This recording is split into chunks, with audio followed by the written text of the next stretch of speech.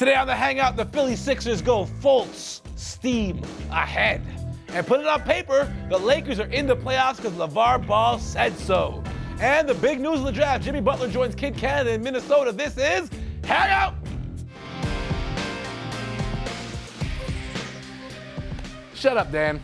Okay. Everybody, welcome into Canada's Home for Talking Hoops. This is the Hangout. It's the final episode of the year, our special draft recap. Thank God. Shut up, Vidal. It's time to introduce our panelists. Of course, you know them and love them from all the Pantene Pro V commercials you saw in the late 80s. That is Dan Gladman. How you doing, buddy? Happy 150th birthday, Canada. As a gift, you get the summer off of listening to Akil's stylings and weird words. And they don't got to look at you anymore. True. Welcoming my brother from another mother. He missed the barber today, obviously. It's my guy, Vidal Messiah, the director of the Northern Kings basketball program. Would you stop looking at the preview What's a monitor, barber? please, sir? What's the barber? I don't know that. I'm bald, and I've got facial hair. That's true. He probably doesn't know what a barber is. And the guy to the left of me, the blue-eyed bandit, you know him, you love him from Court Surfing. He's also a producer on Open Gym, and he's a sharpshooter in Mega City Basketball. This is Randy. Not lately. I'm been in firing a up some bricks lately. slump right now. Okay, let's go and talk about the NBA draft, the big story in the sports world, of course. And everyone thought something was going to happen. Rumors of Paul George possibly being moved. But the big move that did happen, Jimmy Buckets Butler takes himself out of Chicago. Well, he didn't take himself. He was moved and rejoins Tom Thibodeau in Minnesota. First and foremost, I'll start with you, Vidal Messiah, your impression of this trade. Great trade if I'm Thibs in Minnesota. If I'm Jimmy Butler, I'm not very happy to rejoin my old coach. Really? A younger team in a smaller market. I was in Chicago, played with some vets. But Chicago had no direction. Yeah, but it's just a different culture, a different feel. I think going back to his old coach, Thibs is demanding, defensive type But doesn't he like approach. the success? He had the most success with that coach. Yeah, in Chicago, not in Minnesota. The team's had no success. Well, they're on the forever. verge. They're on the verge. On the verge is, I think, a stretch. I mean, They stockpile talent. They've got young talent, but young talent, it's proven, guys. Young talent is not winning the Okay, NBA. but Towns is not just young talent, and Wiggins I don't think is just young talent. These guys are at the cusp of superstardom. Why And didn't I would they say make the Towns playoffs even then? more. So then, what was lacking there? What's going to change in 1 year? Defense was lacking, and now they bring in a guy that has bought in defensively. Bought in defensively, yes. But again, if I'm Jimmy, am I going there with that mindset, or am I going there with Jimmy's the mindset highly of lane, so. He's what? Sorry. One difference, though, last year they thought Chris Dunn was going to be their point guard. Ricky Rubio reinvented himself in the second half of the year, almost averaged a triple-double. So, a better Rubio, a better Butler, no? Butler's a huge upgrade there. The thing is, Butler's got to have the ball in his hands a lot of the time, and maybe so does Wiggins. So I don't know if there's enough ball to go around all three of those guys. But, to go back and play for Tibbs, when Butler came into the league, he was an unknown. Nobody really predicted that he was going to be 30th pick?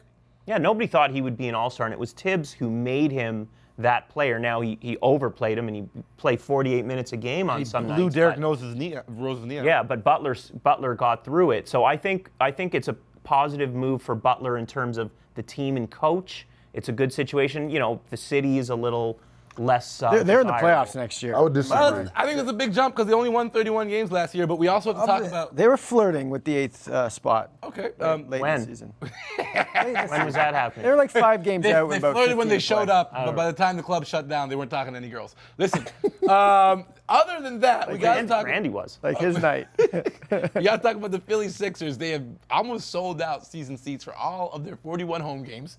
They picked Markelle Fultz, consensus #1 overall pick. They got Joel Embiid, who's been unhealthy, but he's there. Ben Simmons hasn't played a game yet, but he's expected to be the ball handler. And then they got Saric, Joel Okafor. They're calling themselves the Feds. Jaleel, I keep saying his name wrong. It's Jaleel Okafor, but they call themselves the Feds. How long, Dan Gladman, before this team sees some semblance of success in the NBA? 4 years. That's 5 ridiculous. years. 4 years. That's ridiculous. 5 I don't years. think the Sixers are anywhere near the cusp. Might as well say 6. You're talking about Minnesota Timberwolves. This will be year 4 with Wiggins, and it's taking Jimmy Butler to talk about them possibly getting into the playoffs. But they're in the Western Conference, too. And, The East looks very different. And Towns is not year 4. The East is still competitive, even though it's not as good. There were more 500 teams in the East this year than Yeah, but the they're West. playing more Eastern teams than they're playing Western teams. Well, but it's still hard to get into the playoffs. Guys, again. The Sixers, we haven't seen Simmons play. Embiid has played You 31 don't need to games. see Simmons play Oh, to yeah. know Simmons can play. No, I need to see play- him play in the play- NBA. He's the number 1 overall pick. Well, He I can saw him play. in college. He and- couldn't win yeah, I mean, anything in college. Neither He did also had a Fultz. bad coach and no one on his team. I take Why? It's Simmons. college That is a basketball. cop-out. College basketball, that's a total cop-out. I actually agree with Dan. Guys, young talent does not win in the NBA. The last guy to do it You're is right. on your wall. It's LeBron James, and he went to the finals No. as, But a second or third year player. the Warriors are a product of being young and talented. True. And they just won the True. championship. Oh, so now the Warriors, every young hold up, team is hold going up, to be like hold the up, hold up. Warriors? No, but I'm just saying. Iguodala, okay. Last year, Bogut. List goes on and on. They have But veterans. There's talent, and then they're like, people talked about Simmons as being a generational type player, and People always talk Randy. That's the problem. that's ridiculous. People talk about who's next up and who's doing this, who's doing that. The proof is in the pudding.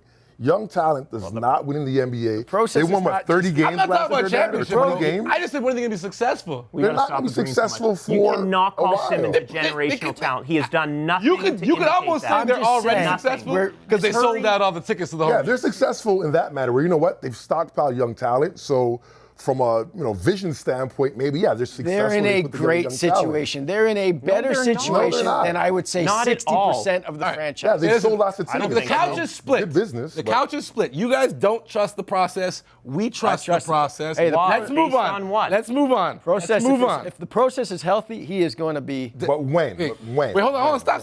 Yeah, when We gotta Greg talk Oden's about- healthy, Portland's going to be Wait. great. We got to talk about Turncoat Dan's old favorite team, Los Angeles Lakers. Magic Johnson, Rob Pelinka now running the show over there. They shipped out the snitch D'Angelo Russell and Timofey Mozgov's Shipped out the snitch. albatross of a contract. They got an expiring in Brook Lopez, and they've also made it clear that Paul George is next up in Los Angeles. Impressions, Dan Gladman, of what your former boy Magic Johnson has done in his time. Your former boy. Magic Johnson will Still always, your boy. will always be my dude in No, basketball. no, The no, reason no. You're I a work traitor. and You're watch a- basketball is because Magic You're a Johnson. Benedict Arnold. You're Benedict Augustine, okay? Now listen and learn here again. I hope you're watching the 30-30 Lakers Celtics, by the way. Magic is doing everything that he set out to do, everything he told the ownership group that he would do when he took over. It starts with unloading some of those albatross contracts that you talked about, drafting Ball. They're going to try to trade for Paul George this year, and they're going to go after and get LeBron James next summer. What? Free Whoa, agency. that's a stretch, Dan. Calm down. Is it? Calm down. Is it a stretch? Totally. Magic's doing a Where's great LeBron job in going field. next year? He's got to stay put. LeBron, if you're watching LeBron the is show, not staying in Cleveland. Please stay put. Do not leave Cleveland. No chance. Magic's doing a great job. And he's doing what he's done his whole career. He's setting the table. Yeah. He's setting the table. Everyone loves Magic Johnson, his personality. Players respect, listen, and to be honest, will probably follow his lead. So in terms of him turning this around, him being the guy, there couldn't be a better candidate. Lonzo. And they've put themselves in a position in 2018 to get 2 max players, and that's what you need in the NBA. And Magic's, he's so smart as well because he's got that winning pedigree, so you're going to listen to him. And the other thing was he was talking about maybe not being so sold on Lonzo Ball. Like that was sort of the narrative around him, and you just wonder if that drove up the price for D'Angelo Russell, and then therefore they were That's able a to good get point. rid of. Quickly though, Lonzo Ball is the guy they picked at number 2. Impressions of. Oh, he's going to be great. He's going to be great. He's amazing. Yeah. He's a generational player. Like, Yeah. His size, his court vision, his passing ability, you don't see that in every draft. The last wish guy I his think shot really looked is. a little bit better. His shot looks funky, but but he hits it and it goes Yeah, in. 40, That's the 40% one from skill three. that you'll improve on over time. Yeah. The Jason Kidd comparison, I see some fairness to that.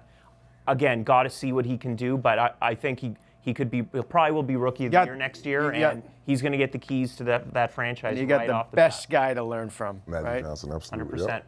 All right, well, still more to come here on Canada's home for Talking Hoops. The Toronto Raptors had the 23rd pick in the first round, and they took Yaboa, OG Anunoby. We'll have a very special Raptors roundup on youtube.com/NBA TV Canada, where we'll update you on what the Raptors did last night. Still more to come as we update you on the NBA draft and the rest of the NBA here on Hangout.